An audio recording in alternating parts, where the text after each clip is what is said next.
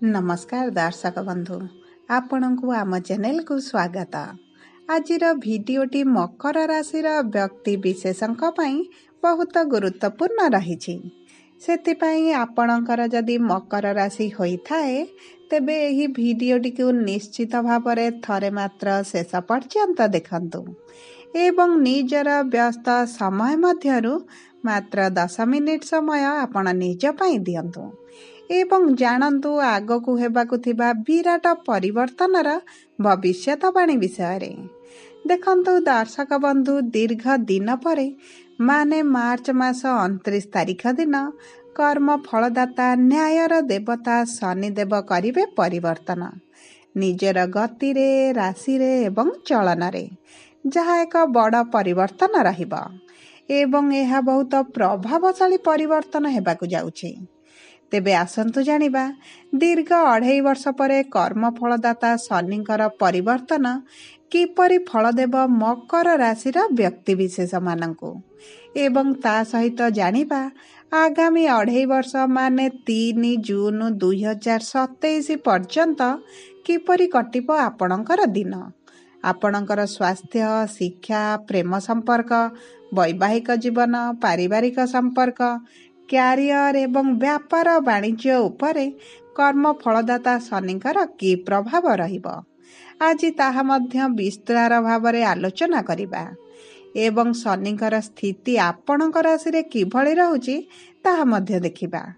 परिशेष रे कर्म फलदाता शनि को संतुष्ट करिबा पई किछि विशेष प्रतिकार मध्य जानिबा सेतिपई आपण भिडियोटी को शेष पर्यंत देखंतु।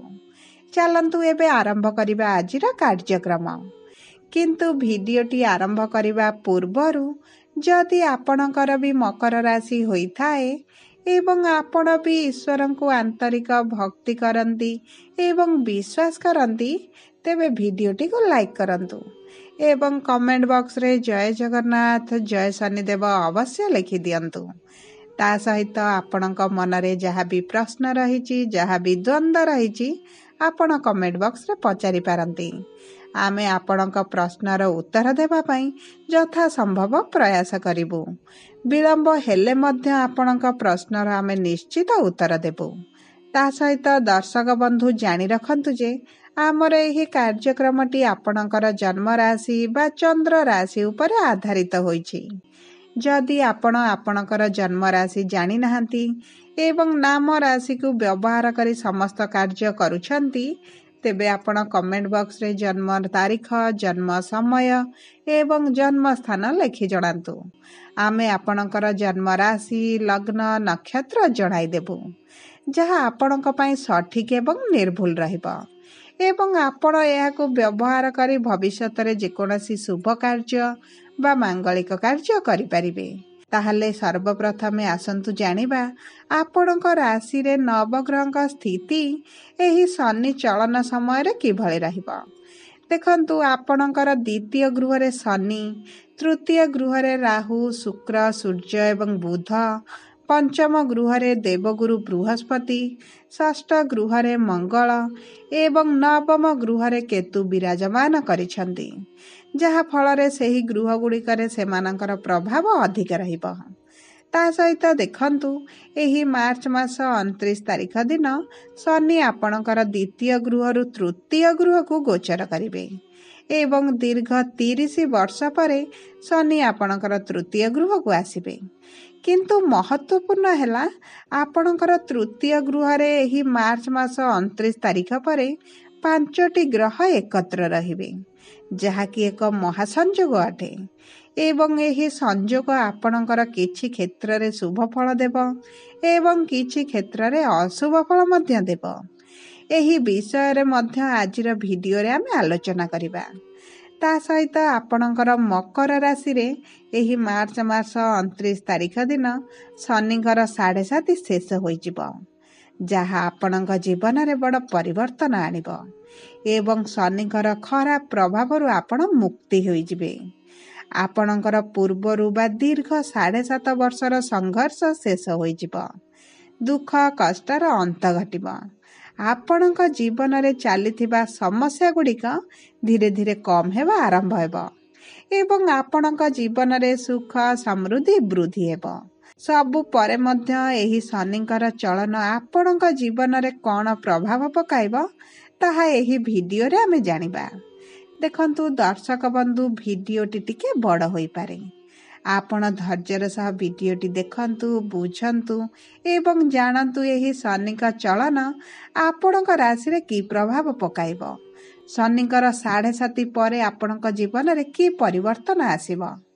ଦେଖନ୍ତୁ, ଶନି ଆପଣଙ୍କର ଦ୍ୱିତୀୟ ଗୃହରେ ଏହି ଦୀର୍ଘ 2.5 ବର୍ଷ ହେଲା ଥିଲେ, ଯାହା ଫଳରେ ଆପଣଙ୍କର ଇନକମ୍ ବୃଦ୍ଧି ହେଉଥିଲା କିନ୍ତୁ ଖର୍ଚ୍ଚ ମଧ୍ୟ ହେଉଥିଲା। ଆପଣଙ୍କର ଇନକମ୍ ବଢ଼ିବା ସହିତ ଆପଣଙ୍କର ଖର୍ଚ୍ଚ ମଧ୍ୟ ବଢ଼ୁଥିଲା। ସବୁ ପରେ ମଧ୍ୟ ଆପଣଙ୍କର ଇନକମ୍ ସହିତ ଖର୍ଚ୍ଚ ବଢ଼ୁଥିଲା, ସେଭିଂ ଚାଲିଥିଲା, ଏହିଭଳି ଆପଣଙ୍କ ଜୀବନରେ ଚାଲି ରହିଥିଲା। କିନ୍ତୁ ଏହି ମାର୍ଚ୍ଚ ମାସ 29 ତାରିଖ ଦିନ ଶନି ଯେତେବେଳେ ଆପଣଙ୍କର ତୃତୀୟ ଗୃହକୁ ଆସିବେ, ତୃତୀୟ ଗୃହ ହେଉଛି ପରାକ୍ରମର ଗୃହ, ସାହସର ଗୃହ ଏବଂ ଆପଣଙ୍କର ଛୋଟ ବଡ଼ ଯାତ୍ରାର ଗୃହ। ଏହି ସମୟ ମଧ୍ୟରେ ଆପଣଙ୍କ ଜୀବନରେ ଆପଣ ଦେଖିବେ ଅଧିକ ସାହସୀ ହୋଇଯିବେ, ପରାକ୍ରମୀ ହୋଇଯିବେ। ଆପଣଙ୍କ କର୍ମ କରିବାର ଭୟ ମନରେ ରହିବନି। ଆପଣ ସତ୍ ମାର୍ଗରେ ପରିଚାଳିତ ହେବେ। ଆପଣଙ୍କ ଜୀବନରେ ଦୁଃଖ କଷ୍ଟକୁ ଆପଣ ପଛରେ ପକାଇ ଜୀବନରେ ଆଗକୁ ଗତି କରିବା ଆରମ୍ଭ କରିବେ। ଆପଣଙ୍କର ସମସ୍ତ କାର୍ଯ୍ୟ ଆପଣ ନିଜେ କରିବା ପାଇଁ ପ୍ରସ୍ତୁତ ରହିବେ। ତା ସହିତ ଦେଖନ୍ତୁ, ଆପଣଙ୍କ ଜୀବନରେ ଶୁଭଯାତ୍ରା, ଛୋଟ ଛୋଟ ଟ୍ରାଭେଲ୍ ଆପଣଙ୍କୁ କରିବାକୁ ପଡ଼ିବ।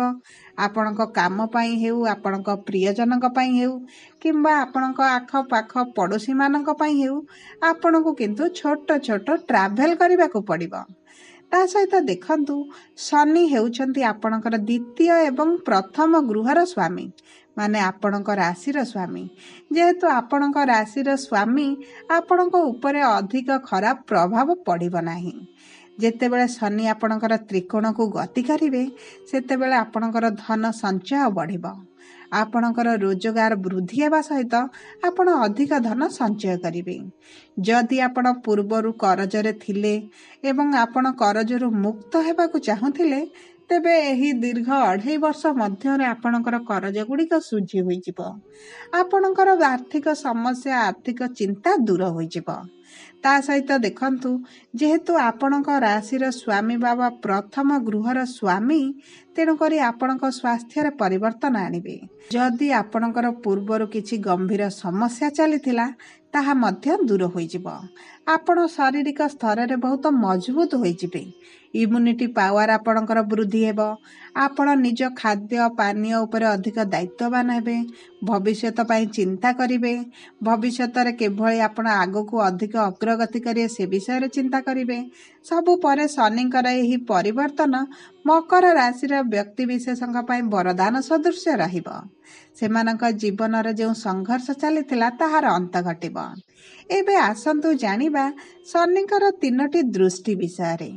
ଶନିଙ୍କର ତୃତୀୟ ଦୃଷ୍ଟି ଆପଣଙ୍କର ପଞ୍ଚମ ଗୃହରେ ରହିବ, ସପ୍ତମ ଦୃଷ୍ଟି ନବମ ଗୃହରେ ରହିବ ଏବଂ ଦଶମ ଦୃଷ୍ଟି ଆପଣଙ୍କର ଦ୍ୱାଦଶ ଗୃହରେ ରହିବ। ଶନିଙ୍କର ତୃତୀୟ ଦୃଷ୍ଟି ଆପଣଙ୍କର ପଞ୍ଚମ ଗୃହରେ ରହିବାର ଅର୍ଥ ହେଲା, ଯେଉଁ ବ୍ୟକ୍ତିମାନେ ବିବାହ ପରେ ସନ୍ତାନକୁ ନେଇ ଅଧିକ ଚିନ୍ତିତ ରହିଥିଲେ, ସନ୍ତାନ କନସିଭ୍ ହେଉନଥିଲା ଏବଂ ବହୁତ ଗୁଡ଼ିଏ ସମସ୍ୟା ଦେଇ ଗତି କରୁଥିଲେ, ସେହି ଲୋକମାନଙ୍କୁ ଏହି 2.5 ବର୍ଷ ମଧ୍ୟରେ ସନ୍ତାନ ପ୍ରାପ୍ତି ହେବାର ସମ୍ଭାବନା ବଢ଼ିଯାଉଛି। ତା ସହିତ ଦେଖନ୍ତୁ, ଯେଉଁମାନଙ୍କର ସନ୍ତାନ ଅଛି, ସନ୍ତାନର ସ୍ୱାସ୍ଥ୍ୟକୁ ନେଇ, ଶିକ୍ଷାକୁ ନେଇ ସେମାନେ ବହୁତ ଚିନ୍ତିତ ରହୁଥିଲେ, ସେମାନଙ୍କର ଚିନ୍ତା ମଧ୍ୟ ଦୂର ହୋଇଯିବ। କାରଣ ଶନିଙ୍କର ଦୃଷ୍ଟି ଯେହେତୁ ଆପଣଙ୍କର ପଞ୍ଚମ ଗୃହରେ ରହିବ, ତାହାପରେ ମନେ ରଖନ୍ତୁ ଯେ ଆପଣଙ୍କର ରାଶିର ସ୍ୱାମୀ ହେଉଛନ୍ତି ଶନିଦେବ। ତେଣୁକରି ତାଙ୍କ ଦୃଷ୍ଟି ବି ଆପଣଙ୍କୁ ଅଧିକ ଶୁଭ ଫଳ ପ୍ରଦାନ କରିବ। କେହି ନିଜ ରାଶି ହେଉ ନିଜ ଗୃହରେ ଖରାପ କରିବା ପାଇଁ ଚିନ୍ତା କରନ୍ତିନି। ତେଣୁକରି ଆପଣଙ୍କ ପଞ୍ଚମ ଗୃହରେ ବହୁତ ଅଧିକ ଶୁଭ ଫଳ ଦେବେ। ଯେଉଁମାନେ ପ୍ରେମ ସମ୍ପର୍କରେ ଥିଲେ, ସେମାନଙ୍କ ପ୍ରେମ ସମ୍ପର୍କରେ ନିକଟତରତା ବଢ଼ିବ। ପ୍ରେମ ସମ୍ପର୍କରେ ଆପଣଙ୍କ ମଧ୍ୟରେ ବୁଝାମଣା, ସମ୍ମାନ, ପ୍ରେମ ସେସବୁର ବୃଦ୍ଧି ଘଟିବ। ଆପଣଙ୍କ ପ୍ରେମ ସମ୍ପର୍କକୁ ଆପଣ ବିବାହର ରୂପ ମଧ୍ୟ ଦେଇପାରନ୍ତି। ଯଦି ଆପଣଙ୍କ ପ୍ରେମ ସମ୍ପର୍କରେ ପୂର୍ବରୁ କିଛିଟା ସମସ୍ୟା, ମନମାଳିନ, ମତାନ୍ତର ଚାଲିଥିଲା, ତାହା ମଧ୍ୟ ଦୂର ହୋଇଯିବ। ସବୁପରେ ବିଦ୍ୟାର୍ଥୀମାନଙ୍କ ପାଇଁ ଶିକ୍ଷା ପାଇଁ ବହୁତ ଭଲ ସମୟ ରହିଛି। ଏହି 2.5 ବର୍ଷ ମଧ୍ୟରେ ଆପଣଙ୍କୁ ବିଦ୍ୟା କ୍ଷେତ୍ରରେ ଅପାର ସମୃଦ୍ଧି ମିଳିବ। आपणकर शिक्षा को नहीं जहाँ भी समस्या चलीथिला ताहा दूर हेबा। आपण उच्च शिक्षा पाई आपण फॉर्म फिलअप करि पारंती, एडमिशन करि पारंती। आपण एही समय मध्यरे जहाँ भी एग्जाम देउछंती आपण को सफलता मिलिबो। आपण पूर्वरु जे निराशार सामना करुथिले ताहा आपण को करिबा को पड़िबनी। एबे आसंतु जानिबा शनिकर सप्तम दृष्टि विषय। सप्तम दृष्टि आपणकर नवम गृह रे रहुची एवं नवमर गृह है आपणक भाग्यर गृह, आपणक पितांकर गृह। तेणु करी आपणक राशिर स्वामी आपणकर भाग्य को दृष्टि देबे। एहार अर्थ है आपणक भाग्य आपणक साथ देब। सबु पर दर्शक बंधु देखंतु आपणकर कुंडली रे शनिकर स्थिति किभଳି रहिची ताहा सबुठार महत्वपूर्ण। जदि आपणक कुंडली रे शनि उच्च रे थिबे, शनि स्वयं राशि रे थिबे, शनि निजर मित्र राशि रे रहिथिबे, तेबे आपणको बहुत अधिक उच्च सफलता मिलिबो। जदि आपणकर शनि नीच रे थिबे, शत्रु राशि रे रहिथिबे, तेबे आपणको किछिटा संघर्ष करिबा को पड़िबो। सबु पर सेति पई आपण जदि टिके आपणको कुंडली को विश्लेषण करंती आपणको पई यह सहज होई जिवो जे आगामी 2.5 वर्ष किभଳି रहिबो। ताहा सहित देखंतु जेहेतु भाग्यर गृह उपरे शनिकर दृष्टि रहिबो, आपण माटी छुईले भी सुना हबो। आपण भाग्य भरोसा जहाँ भी काम करिवे आपनको सफलता मिलिबो। किंतु आपणक कर्म को शुद्ध रखिबा को पड़िबो, कारण शनि को आगरे छोट भूल कले बड़ पनिशमेंट मध्य मिलिथाए। तेणु करी सबु बळे आपण आपणक वाणी को एवं कर्म को शुद्ध रखिबा को चेष्टा करंतु। ताहा सहित देखंतु आपणकर द्वादश गृह रे शनिकर दशम दृष्टि रहिबो। द्वादश गृह होची विदेश यात्रार गृह, आपणक हॉस्पिटल गृह, मोक्षर गृह एवं दूर यात्रार गृह, ता सहित आपणक खर्चर मध्य गृह। आपणकर बहुत ट्राभेल बढ़ी जिवो। आपण दूर यात्रा करिवे, धार्मिक यात्रा करिवे, जहा फल रे आपणकर अर्थ खर्च होबो। ता सहित जो माने विदेश जीवा को चाहुतिले, विदेश रे पढ़िबा पई हेउ, चाकरी पई हेउ, से मानको मध्य विदेश जीवार सुयोग मिलिबो। जदि आपण विदेश रे रहुचंती एवं विदेश रे रही आपण व्यवसाय करूचंती, आपण पाठ पढुचंती, तेबे ही 2.5 वर्ष आपणक पई भल रहिची। आपण जदि हॉस्पिटल रे जॉब करूचंती किंबा हॉस्पिटल रिलेटेड कोनोसी काम करूचंती, तथापि भी आपणक एही 2.5 वर्ष रे कोनोसी समस्या आसीबो नाही। आपणक पई बहुत भल रहिची। जदि हमें मोटा मोटी भाबे देखिबा, तेबे एही 2.5 वर्ष आपणक पई बहुत बड़ परिवर्तन आनिबो। आपणक भाग्य रे, आपणकर कर्म रे एवं आपणक जीवन रे जे संघर्ष 7.5 वर्ष हला चलीतिला, सेथिरे बड़ परिवर्तन आनिबो। एहा आपणक पई बहुत भल परिवर्तन टिए रहिबो। ताहा सहित जदि आपण शनिदेवଙ୍କ ठारू अधिक शुभ फल आशा करूचंती, तेबे आपण प्रतिदिन शनिकर बीज मंत्र जप करंतु। प्रतिदिन 108 थर जप करंतु एवं हनुमान चालीसा पाठ करंतु। प्रभु शनिक मंदिर रे तेल दान कर शनिक मंदिर रे तेल दान करंतु, दीपटिए प्रज्वलित करंतु एवं आपण चेष्टा करंतु कला जिनिस किछि दान करिबा पई एवं शनिवार दिन दान कले आपणक पई बहुत भल रहिबो। सबु परे जदि आपणकर मकर राशि होइथाए, वीडियोटी किभଳି लागिला आपण कमेंट बॉक्स रे लिखि जणांतु। जदि प्रथम थर आम चैनल को आसिचंती, चैनल टी को सब्सक्राइब करंतु। पाखरे थिबा बेल आइकन को प्रेस करंतु, जहा फल रे आमे छाडुथिबा समस्त वीडियो रो प्रथम नोटिफिकेशन आपणको मिलिबा। धन्यवाद।